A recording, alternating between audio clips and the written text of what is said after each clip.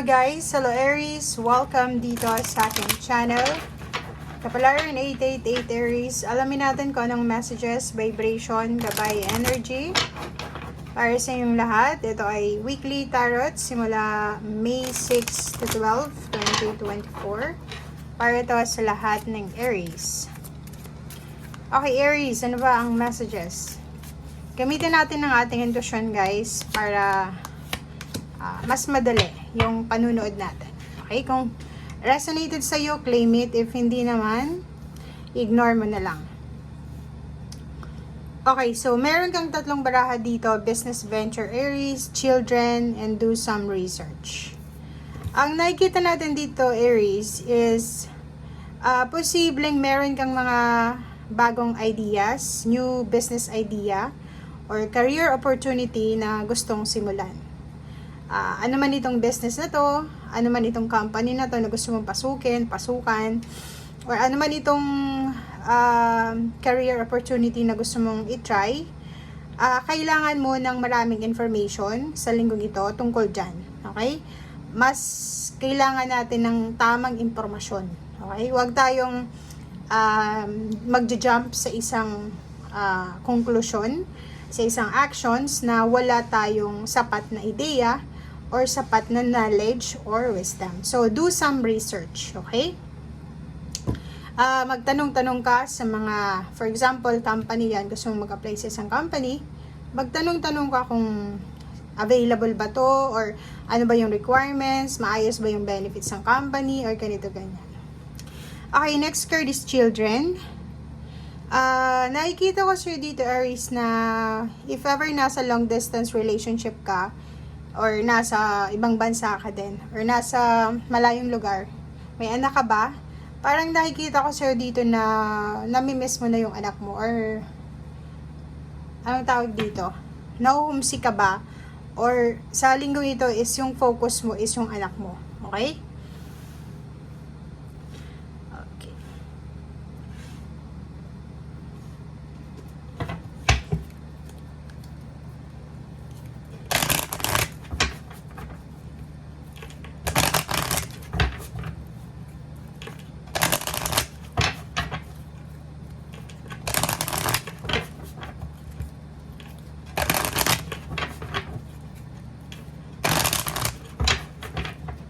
Okay. Ano pa ba?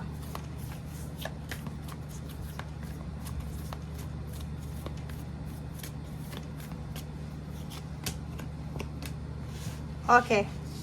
Retreat into nature, positive change, and balanced career and home life. Okay, so para to sa inyo Aries. Etong balanced career and home life, yun na nga, sinasabi ng baraha sa'yo dito na siguro dahil sa sobrang busy ka sa ginagawa mo, sa trabaho mo, or siguro masyadong busy ka sa obligation mo, responsibilities, medyo napapabayaan mo na yung anak mo kung may anak ka. Parents, siblings, asawa, girlfriend, boyfriend, relationship, commitment. So, kailangan mo ng balanse, okay? Bigyan mo ng panahon, both career and home life. And this week din, kailangan mo din mag-relax. Mag-spend time ka sa nature, mag-spend time ka sa pamilya mo, mag-spend time ka sa hobbies mo or kano pa man. Nakikita natin dito na may positive change na parating sa buhay mo. Okay? So, ibig sabihin yan, may kailangan kang paghandaan, Aries, kasi isang napakalaking pagbabago ito na magaganap sa buhay mo. Okay? So, if ever man trabaho yan, promotion, salary increase, ano ba yan? Yun na nga, mga bagong business venture or ano pa man.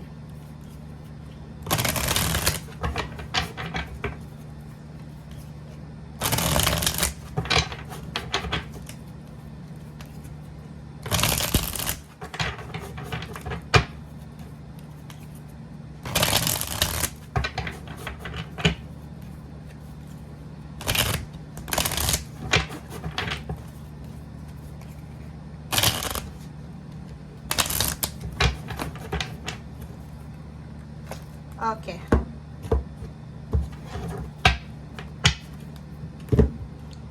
First card natin dito is Knight of Wands. So, nakikita ko yung excitement sa'yo. Makakaramdam ka, Aries, ng sobrang excitement sa linggong ito.